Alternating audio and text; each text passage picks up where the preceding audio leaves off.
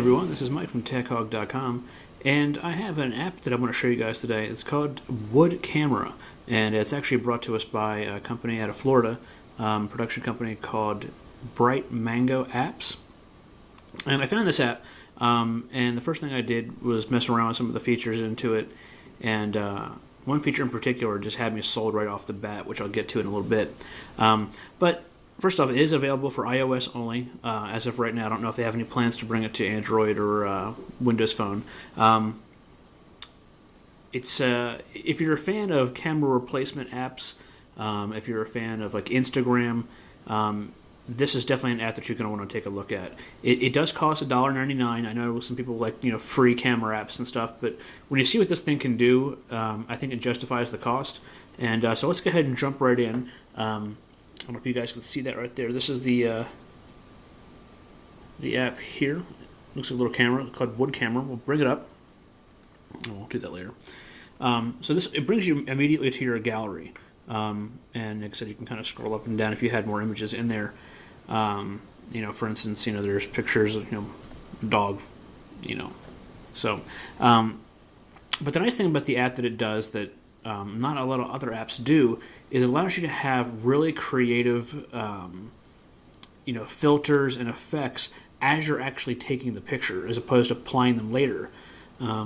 So let's go ahead and just tap the camera button. Okay, so now you can kind of see a camera inside of a camera here. Just for the purpose of this video, we'll just go ahead and put a Windows Phone down in front of it here, and we'll go ahead. Let me move a little further out so you guys can see it.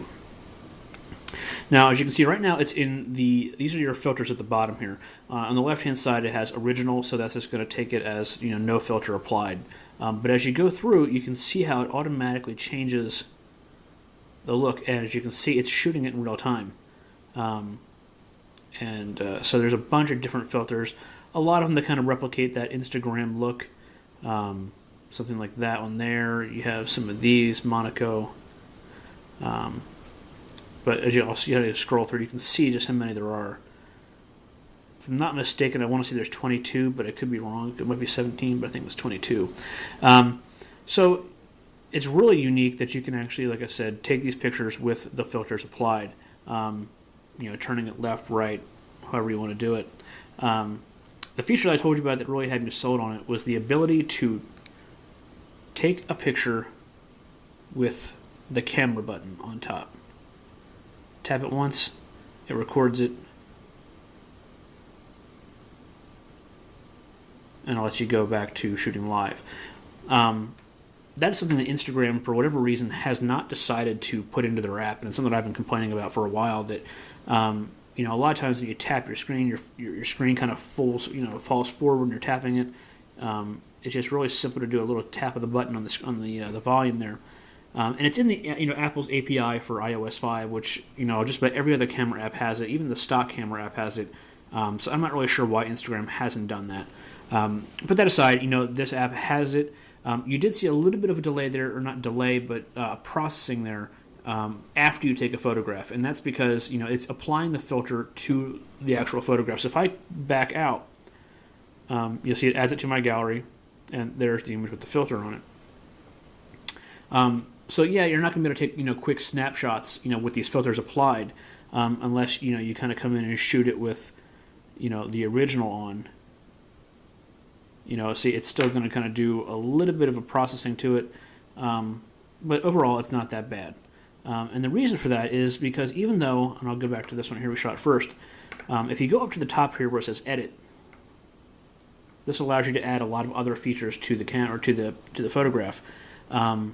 Even though I already have a filter on here, if I hit this little button down here, it's the filter button, I can still go back and change the original filter that I had on it after I shot it, which I think to me kind of makes up a little bit for the fact that it doesn't have, or that it takes a little bit longer to take a shot. So the fact that I can go ahead and change that is really cool.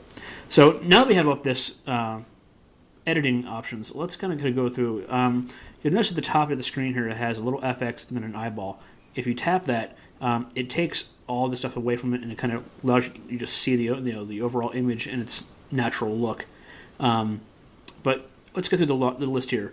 At the bottom, you're going to have your rotate. So if you tap one of them all the way around, you can kind of flip it back and forth, horizontal. It's kind of neat. And so you kind of get back to the way you were. Your next section is going to be cropping. You have a bunch of different. You can crop it square to the original size, some kind of golden effect, and free transform, which kind of allows you to pull it up and pull it in a little bit, kind of get some of that rectangle or square look that you get in Instagram. And then again, we can kind of go back to our. Now, if you notice there, as we're cropping it, it takes the filter off, so you can kind of see more of the image. When you go back to it, it's cropped, but the filter is back on. So let's go ahead and change up the filter once again. I'm going to do something with that there. Something Instagram does not have is textures.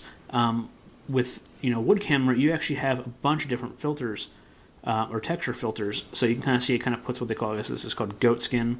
Let me kind of pull some of these up a little bit closer so you can see them. This one has kind of like a brushed metal look. You have kind of a wrinkled paper look. There's a few of those. Stars, galaxy, more of a grunge. There's a few of those. You can kind of see how it almost like an acid wash all over the sides of the photo. So let's say we decide to pick that when we're done. Now we can go to our next option, and this gives us the ability to put either a blur or like a vignette on the actual photo. If I turn it on here to the left, I don't know if you can see it, but it blurred out the image. And with the slider here, I can actually control the intensity of that blur. It brings up more of the surface area. If I bring it all the way to the end, only one center of the spot is actually not blurry. But what's really cool, and it's sort of like iPhoto for the iPad, is the ability to tap and hold, and then I can actually move the focus point of this blur. So if I want you to see the Windows logo at the bottom, that's my focus right there. Now again, you can go in and turn it off, and if you slide this bar to the left, now you have the vignette option, so you can turn that on, and you can see how it blacks out the corners. And again, with the slider, you can increase or decrease the intensity of that. And finally, at the very end, is sort of like Instagram, but unlike Instagram where the filter is attached to the frame, this allows you to pick a different frame with a different filter. So you can kind of come through with the 35mm look or 8mm look, whatever that is. Birds flying in the background. I'm not sure why you'd want that. The tattered, torn edges, and there's, like I said, 12 different frames to choose from. So you're combining everything into this app to make your final photograph, and just simply tap done, and boom, there's your image. Now, when you click close, it's going to put it into your library there, and then your camera roll is where you're going to be able to pull photos from your actual camera roll, sort of like Instagram, where you can pull a photograph in, edit it, and then post it.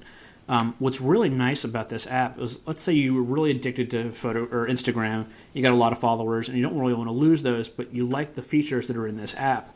The team at Bright Mango did a great job of being able to pick a photo, come down here to your share button, and now you can see a list of apps you can share it with, and Instagram is actually one of them.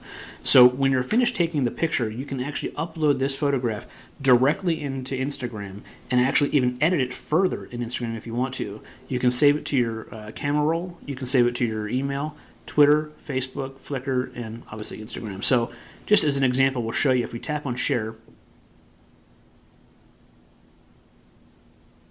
I guess I edited it and cropped it in a weird way. It's never happened before.